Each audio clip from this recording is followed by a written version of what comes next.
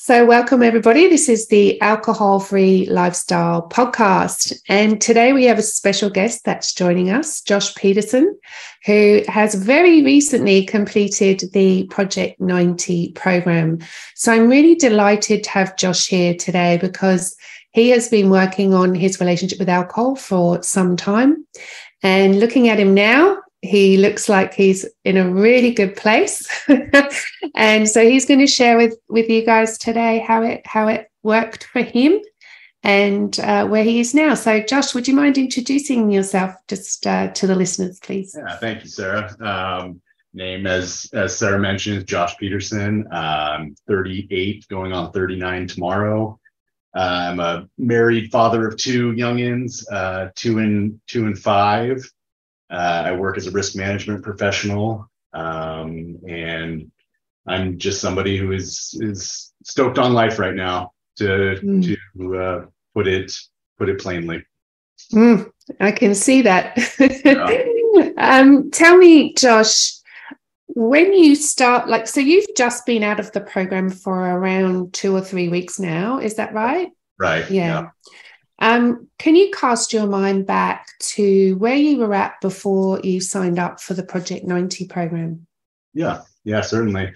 I came to find P90 through social media. I was in a really low place that particular day, and the almighty algorithm pushed P90 in front of me. I was in a low point physically, mentally. My productivity at work was slipping. I've always gotten by, but I was taking the hard route to get there.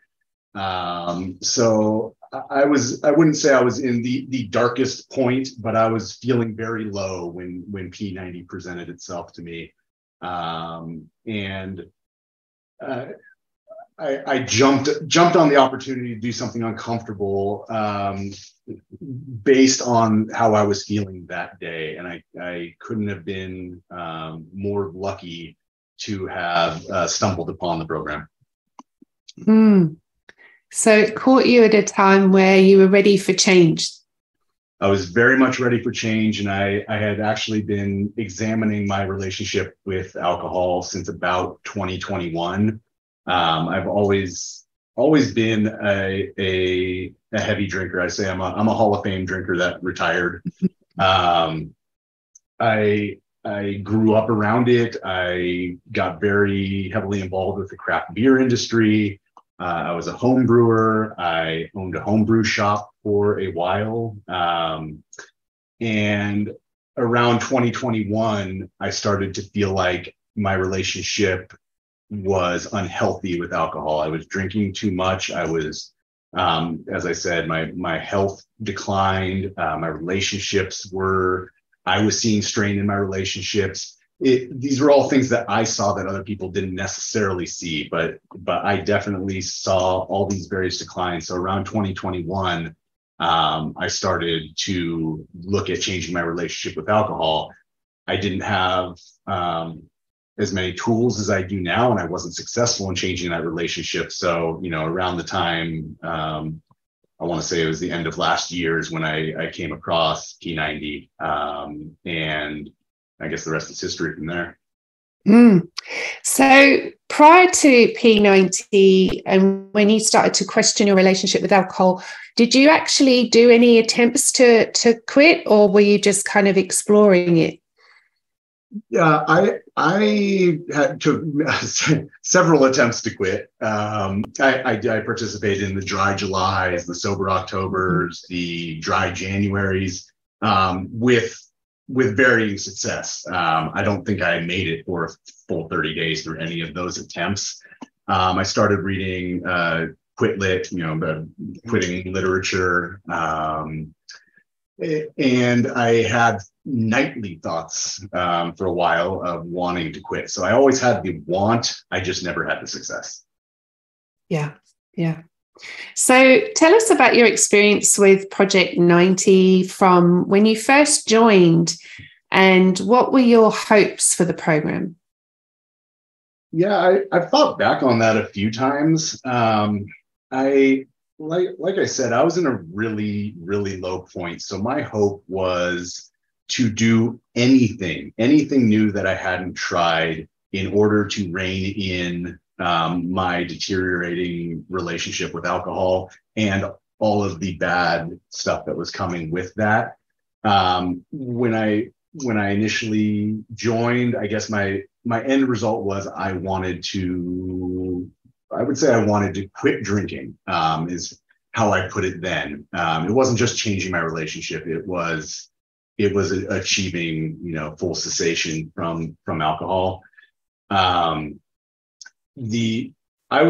went into the program kicking and screaming. Actually, it was kind of funny. I was very much a brat at first. I was complaining about the call times, complaining about poloing, complaining about interacting with these people, and being vulnerable to strangers.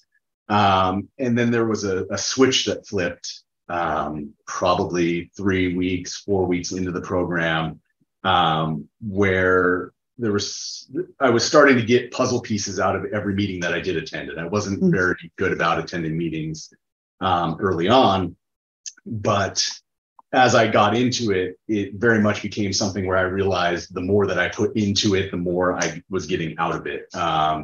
So I changed my attitude with respect to all of that and became somebody who was, very, very active with my group that I was placed in. I was making as many calls a week as I possibly could. I was getting at least 4 calls in a week. And I came to realize that every single call, regardless of content, regardless of coach, there was something to be gained from those. And all the coaches had brought something to the table that I could take away. We call them in our group, just little puzzle pieces that were missing for some of us. There's just these little pieces that we needed. And there were pieces, there's the content of the program was fantastic and the coaches were fantastic, but there was also pieces that the coaches provided that they didn't even know they provided, yourself included.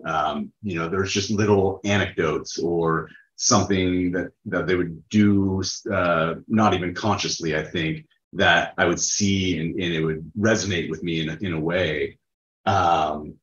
So, as the program progressed, I went all in on it and just realized that things were indeed changing mentally for me. And the puzzle pieces just kept coming. They never stopped up until the very last day of my P90 experience. I was still gaining. And I think there's still gains that I'm making as I reflect on the actual participation in the program. Yeah, I love that analogy of the puzzle pieces, because like you say, we've all got different pieces, trying to put them all together, and everybody's missing different pieces. So right. It's about kind of covering as much as possible, and then people taking what they need and some things they already know. And a lot of the stuff we do already know, right? It's just that we're not putting it into action. Right. It's a shift. It's a shift in your thinking from what you've always known to something new. And that's obviously going to create a resistance within you. But what was so great about P90 is all these things are anticipated and already known. So everything that we were going through along the way, the coaches were actively describing and providing resources with how to deal with these various things. So it's a very different approach from anything I'd ever tried to do previously. Obviously, I had tried to go it alone the entire time, which is not necessarily, maybe it works for some people, but I was always resistant to group interaction with these kinds of intimate issues. And the approach was different than anything I had ever seen in terms of group coaching. So it was very much utilizing new information to kind of change the thinking, I guess. Yeah. Was there anything in particular that stood out for you in terms of an insight or something that came along that really resonated to the point where, like you say, the switch flipped? Yeah, I mean, there were several, but the ones that I always go back to is there's a couple coaches that had a phrase. There would be people that would be talking about romanticizing drinking, or feeling like they're missing out on certain things, and the coaches would essentially say, "You're feeling this because you still feel that alcohol provides you with something. It satisfies some basic human need," and that was one of those light bulb moments. And after hearing that enough, I don't think it took the first time. I started to realize that there are things that I thought alcohol was providing to me that I could have without it, and it was even better.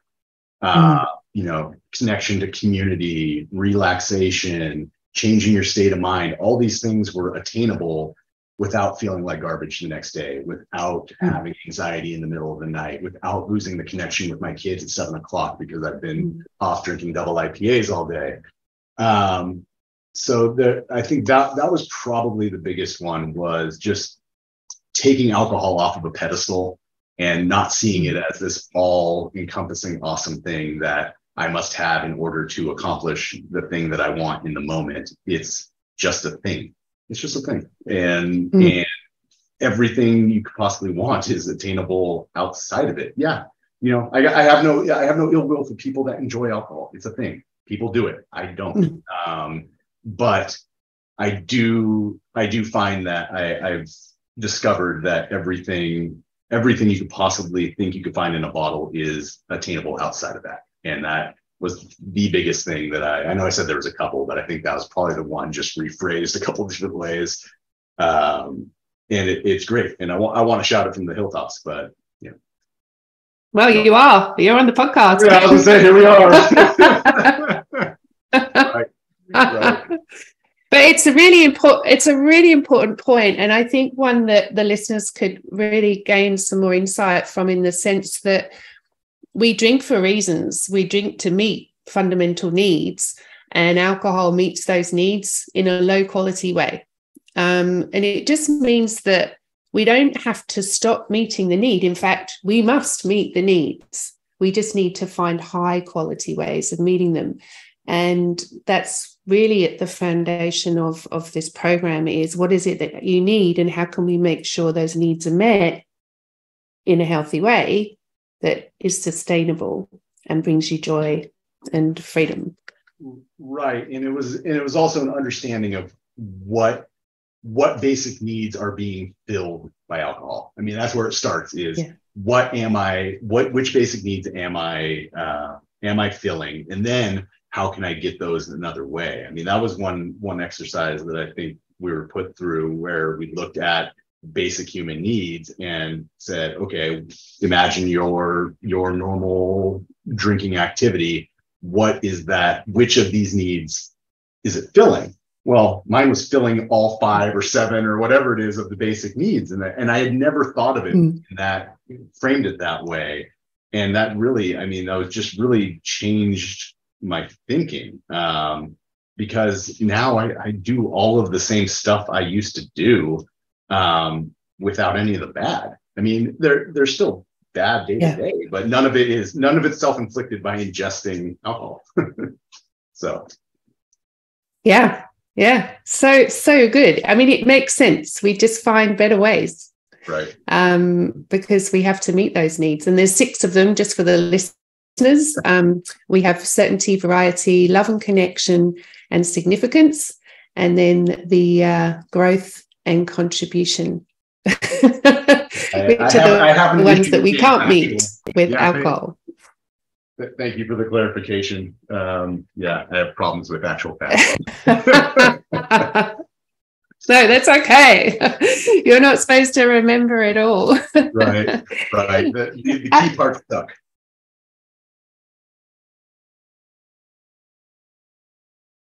A lot of fear around socializing and losing friendships and being excluded. What was your experience like with that? Yeah. One of the things that you can't fix is how other people are going to feel about you not drinking around them. You can do your best to show them that it's okay, and that you're the same person with and without alcohol, probably just a little less loud. What I did was a result of something that I had heard from James early on in the program, which was to really lean into social situations, go into the uncomfortable, and do it with a little bit. I don't want to say swagger. I don't have swagger, but do it with an attitude of positivity. And those fears were there. My normal places were tap houses and breweries, and being as involved with the craft beer industry as I was, I still enjoy those places for different reasons. So initially, I just went to those places and just got into those situations. I went to the tap houses with friends. I went to breweries with my family. And I found that I had just as much fun if I focused on the positive instead of, going into it with a bad attitude or being scared that I wasn't going to have a good time. I just decided I was going to have a good time. And by doing that, I found that a lot of the people I was hanging out with, yeah, they had questions. Wait, you're not drinking? What do you mean you're not drinking? What's going on? And I'd be honest with them about it. But I found that once you got past that hurdle, there was really nothing else to do about it for the rest of the time together with these people or in these places. And it was just the same amount of fun without any of the negative on the back end. With respect to my friends and losing friends, I got to a place where I was confident enough that I was honest with them and just told them, here's what I'm doing. Here's why I'm doing it. And yeah, you guys are going to have to deal with me being alcohol free. So either deal with it or don't, so I had to get past that fear of losing friends, because it might happen. There might be people that aren't okay with hanging out with people that don't do what they do. And that's just natural for them. And that's fine. People that you really want to be around, or at least I find that people that I really want to be around that are true friends of mine are going to be friends no matter what. So the people that I probably will lose are going to be acquaintances that I only know through drinking. And I'm fine with that. That's just, what it's going to be. I found that all of my close friends have been supportive. I'm actually headed to Las Vegas in 2 days with a bunch of them, and they know the deal. They know what's going on, and they're supportive, and it's great. And I'm anticipating just having a wonderful time there with them. But in the end, I say that everything that you had or you thought that alcohol was providing to you, you can have without. The only piece that you really can't is you can't control how other people are going to react, but you can mitigate that by acting in a certain way and being positive and being open and being honest.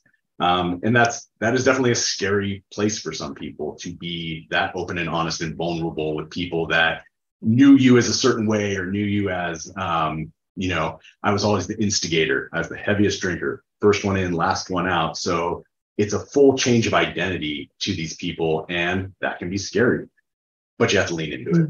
If you truly have an end goal, like I did, I say I had an end goal. I think I did. If you had an end goal, you're going to have to lean into some of the uncomfortable. So you talked about being the kind of leader and instigator of the drinking culture that you were part of. How, or have you seen your role as a leader change in relation to other people around you making different drinking decisions? I think so. I went to San Marcos a couple weekends ago with a couple friends, and I found that everybody drank a little bit less. I was hyper aware, of course, and sensitive to it. But I found that everybody drank a little bit less without me pushing stuff on them. I found that the nights went on a little bit longer but maybe a little quieter. There was more quality interaction, but they could have been the same interaction. I'm just experiencing it sober, but I really think that at least in terms of the amount that people were drinking, it was a lot less. I early on in the program, I met somebody and we were talking about this whole instigator thing. And he basically, it was one of the pieces, it wasn't the coach, it was another participant. And what he said is you're still the same person. You can still be the instigator. You can still be the a-hole, is what we were calling it at the time. And I still feel like I'm that person. I'm just not pushing alcohol down people's throats anymore, which is a horrible thing I used to do. I mean, obviously not literally, but it was me pushing us to go to the craft houses. It was me pushing us to go take shots. It was, so I think everybody drinks a lot less with me not drinking. But but I can still instigate certain things. I can instigate activities. I can instigate discussions. I can still, bust my buddy's chops. All those things are still the same. It's just less blurry. Yeah. Healthier. Healthier. Yeah. Right. You mentioned at the beginning that, close relationships, your partner, your kids, you could see that your drinking was having an impact on those relationships. How, or have you seen changes in those really close relationships from this decision? Yeah, I have. My wife is supportive no matter what, and we have a good relationship. I mean, things are not always perfect, but we do resolve to always try to talk and try to work through our issues. So I wasn't necessarily concerned there, but with my kids, I absolutely 100% recognize and feel that my connection with them is stronger. When my daughter looks in my eyes, I'm always there. She can see past them and see that there's something going on behind, as opposed to before 7 o'clock rolls around, I'm flopped out on the couch, half dead to the world.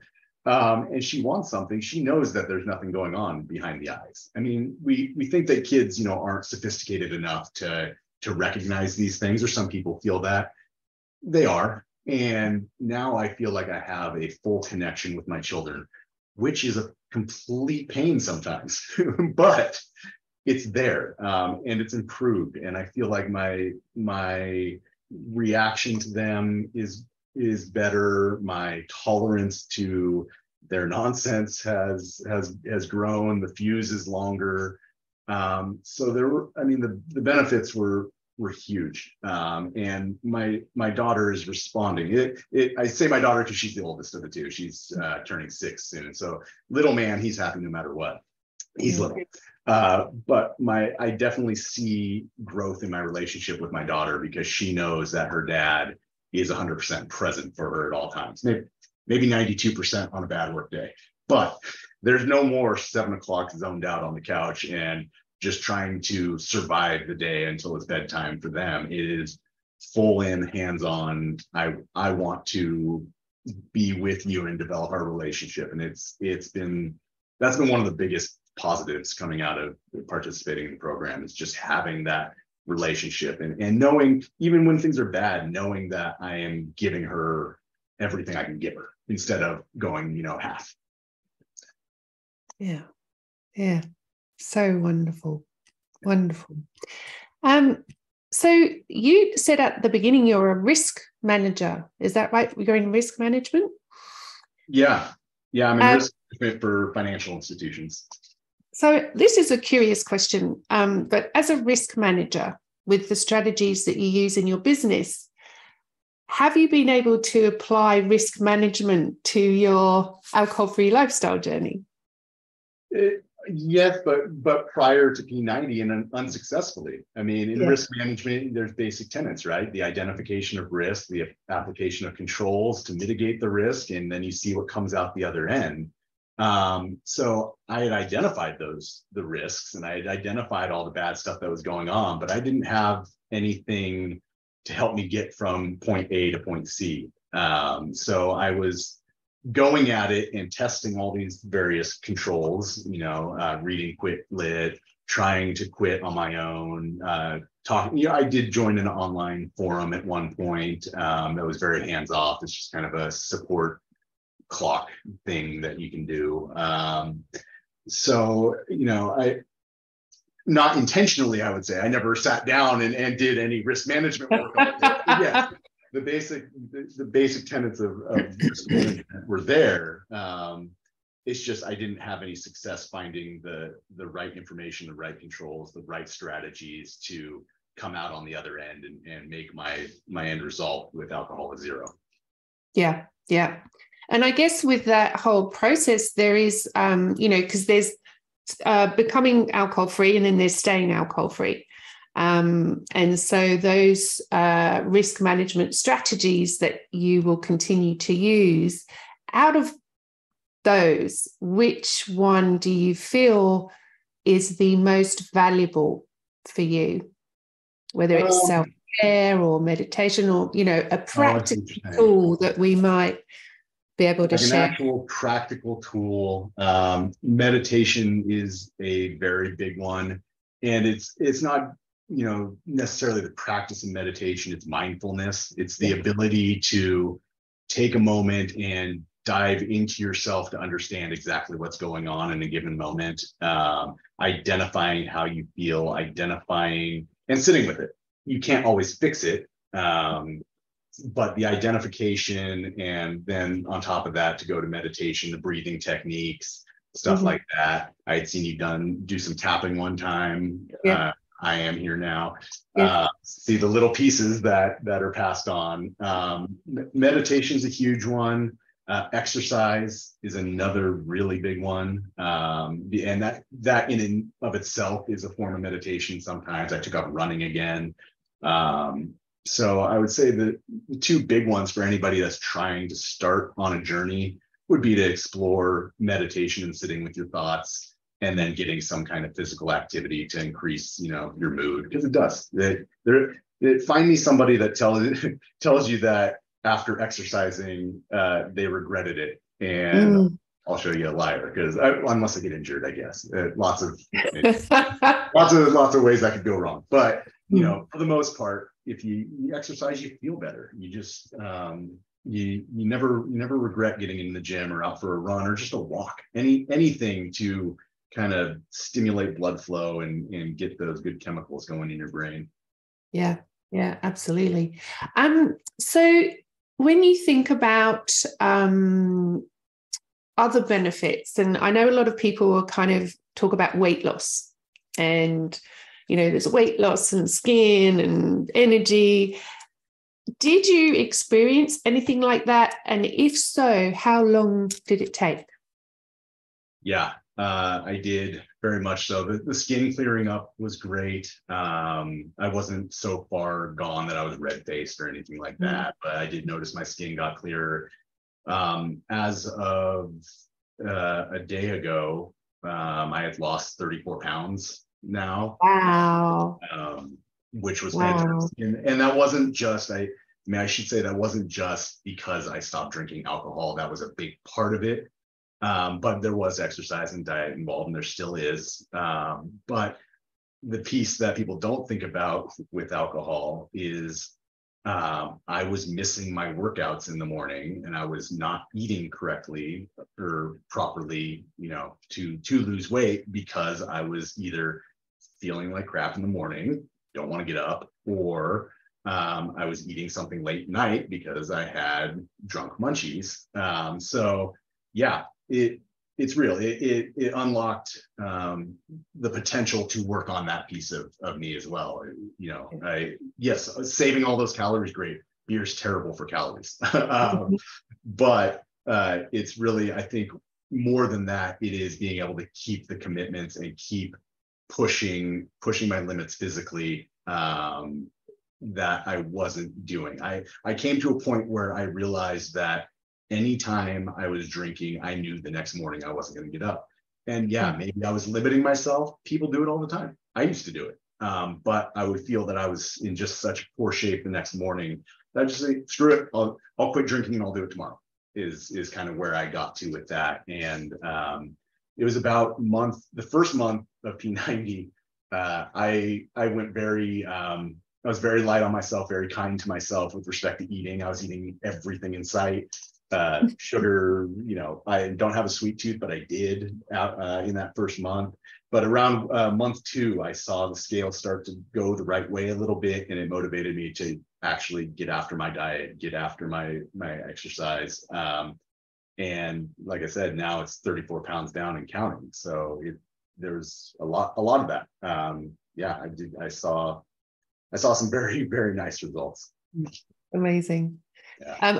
And I like that you have said that it's not just the alcohol, because I think that's a misconception that some people might have, that they stop drinking and everything just works itself out. But when you stop drinking, the motivation levels go up and you're more focused and you have more energy. So you're more willing to do the things that we need to do to take care of ourselves. Not to mention time. And time. There is time. There is additional time to do these things. I go for walks in the afternoon now with my dog or my kids, or my wife, just getting additional steps in outside of the workout. So there's additional time to focus on things that I can find fun that are physical activities. Like I used to, if I wanted to play hooky, so to speak, like from work, tap house. Now, if I want to play hooky, I go find something fun to do. I go for a hike. I go to the river. So it's just that whole mindset shift contributes to the physical aspect of it. You've talked about the coaching and the kind of things that you learn through the coaches. Would you like to speak to the other people that you met in the program and their impact on your journey? Yeah. Not specific people, obviously, but just not the coaches, but the other participants. Yes. Okay. Yeah. How weird was that? We were put into a group of people, just random strangers, and expected to bare our souls to them. It is such a weird concept. I was lucky enough to put with a group where the majority of us leaned into it and really connected. And a couple of us have gotten together now in person. And we all bring something to the table. We all have different backgrounds, different jobs, different family situations. We have people in all different countries, and we bring different perspectives. And the support that those people are providing, that we all provide each other, is just outrageous. We're still as a group together now, and we started as a group that was very awkwardly trying to do this alcohol-free thing, and it eventually evolved into all topics. It was just a forum to understand and receive support for anything you were going through. And I don't know if that's the norm, but I feel extremely fortunate that we were lucky enough to have this group of people come together, and somehow all of us, not all of us, but the majority of us, really leaned into supporting one another, and continue to do so. And I think the community aspect of the program is probably the most important piece of it, because the calls and the coaches, fantastic, but when you have a low moment and you're in between calls, where are you going to go to receive any kind of support or ideas for how to cope? Or just if I'm pissed off at the world, where can I just but just throw it all out into the atmosphere and have people pull it down, process it, and then kindly provide support. It's just it's incredible. Very, very fortunate, and feel very grateful to have met all these people that we're still in touch with now. Yeah, it's just and it's so wonderful to watch it from the coach's perspective, just to see how this common humanity, like we're all struggling with the same thing, and then when you take away the pretense and the denial and the shame and the guilt and all those things that go with it, and just connect on a really human level, it's incredibly powerful, and transformative, really, because we feel like we're not alone, it's exactly like that. And we came with a common goal in different forms. People had different reasons for joining, but the fact that he evolved from there into other concepts and other, dealing with emotions, dealing with a bad day with my kids. We at least started from a place where we all knew that we were there for a similar purpose, and then just evolved into a free-for-all of support. It was just great. Yeah. Yeah. Well, thank you so much, Josh, for joining us today. Is there anything you'd like to say before we finish up that particularly perhaps if there's someone listening that maybe is where you were 3 months ago? Yeah, it is possible to, if you're like me and you wanted to change your relationship with alcohol, it is possible. It is work, and no, it won't fix all of your problems, but it will allow you the opportunity to work on them. So it's a very eye-opening experience, and it is possible. Just be ready to put in the work. Thank you. Thank you so much, Josh, for joining us today. It's been such an honor, and just some great insights there, and really down to earth information. We hear so much about the joys of alcohol-free living, but we've also got to be grounded in reality. And we do have to do the work. And I know that you did the work because I saw you doing it. And so I commend you. I congratulate you for taking this on and for moving forward with an alcohol-free, fun-filled lifestyle. Yeah, thank you. Thank you guys for listening. This is Sarah from the Alcohol Free Lifestyle podcast. You can find all the information that you need about the programs in the text below. And for now, thanks for joining us, and see you again soon.